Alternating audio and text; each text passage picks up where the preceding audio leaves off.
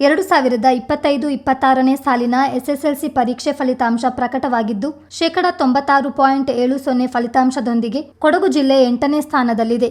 ಮಡಿಕೇರಿ ಸಂತ ಜೋಸೆಫರ ಪ್ರೌಢಶಾಲೆಯ ಲಿನ್ಸಿ ದೇಚಮ್ಮ ಮತ್ತು ಸೋಮವಾರಪೇಟೆ ತಾಲೂಕಿನ ಕೊಡಗರಹಳ್ಳಿಯ ಶಾಂತಿನಿಕೇತನ ಪ್ರೌಢಶಾಲೆಯ ಸಿಂಚನ 625ಕ್ಕೆ 621 ಅಂಕ ಗಳಿಸುವ ಮೂಲಕ ಕೊಡಗು ಜಿಲ್ಲೆಗೆ ಟಾಪರ್ಸ್ ಆಗಿ ಹೊರಹೊಮ್ಮಿದ್ದಾರೆ. ವಿರಾಜಪೇಟೆ ಸೆಂಟ್ ಆನ್ಸ್ ಪ್ರೌಢಶಾಲೆಯ ಡೀನ್ ಸಾಲ್ವೋ ಡಿಸೋಜಾ 620 ಅಂಕ, ಸೋಮವಾರಪೇಟೆ ವಿಶ್ವ ಮಾನವ ಕುವೆಂಪು ಪ್ರೌಢಶಾಲೆಯ ಶಿವಾನಿ ಶಾರದಾ ಮಣಿ 619 ಅಂಕ, ವಿರಾಜಪೇಟೆ ಶ್ರೀ ಕಾವೇರಿ ಪ್ರೌಢಶಾಲೆಯ ಯುಎಸ್ ಶ್ರೀವತ್ಸ 619 ಅಂಕ, ಗೋಣಿಕೊಪ್ಪ ಕಳತ್ಮಾಡುವಿನ ಲಯನ್ಸ್ ಪ್ರೌಢಶಾಲೆಯ ಸಿದ್ಧಾಂತ್ ಕಾವೇರಪ್ಪ 619 ಅಂಕ, ಮಡಿಕೇರಿ ಸಂತ ಜೋಸೆಫರ ಪ್ರೌಢಶಾಲೆಯ ಕೆಇ ಸೋನಾಶ್ರೀ 618 ಅಂಕ, ಗೋಣಿಕೊಪ್ಪ ಸೇಂಟ್ ಥಾಮಸ್ ಪ್ರೌಢಶಾಲೆಯ ಸಿಎಂ ನಮನ 618 ಅಂಕ, ಸೋಮವಾರಪೇಟೆ ಅವರ್ ಲೇಡಿ ಆಫ್ ವಿಕ್ಟರೀಸ್ ಪ್ರೌಢಶಾಲೆಯ ತಾನ್ವಿ 617 ಅಂಕ, ವಿರಾಜಪೇಟೆ ಶ್ರೀ ಕಾವೇರಿ ಪ್ರೌಢಶಾಲೆಯ ಮೊಹಮ್ಮದ್ ಶಿಫಾನ್ 617 ಅಂಕ, ಸೋಮವಾರಪೇಟೆ ತಾಲೂಕಿನ ಕೊಡಗರಹಳ್ಳಿಯ ಶಾಂತಿನಿಕೇತನ ಪ್ರೌಢಶಾಲೆಯ ರೆನಿತ್ ಎಂ 617 ಅಂಕ ಪಡೆದಿದ್ದಾರೆ.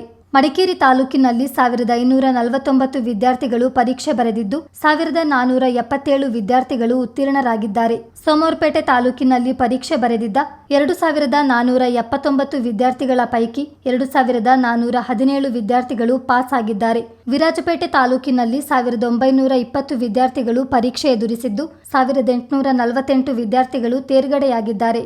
ದಕ್ಷಿಣ ಕನ್ನಡ ಜಿಲ್ಲೆಯಲ್ಲಿ 98.40% ವಿದ್ಯಾರ್ಥಿಗಳು ತೇರ್ಗಡೆ ಹೊಂದಿದ್ದು, ಫಲಿತಾಂಶದಲ್ಲಿ ರಾಜ್ಯಕ್ಕೆ ಮೊದಲ ಸ್ಥಾನ ಪಡೆದಿದೆ. ಉಡುಪಿ ಜಿಲ್ಲೆ 98.18% ಫಲಿತಾಂಶದೊಂದಿಗೆ 2ನೇ ಸ್ಥಾನದಲ್ಲಿದೆ.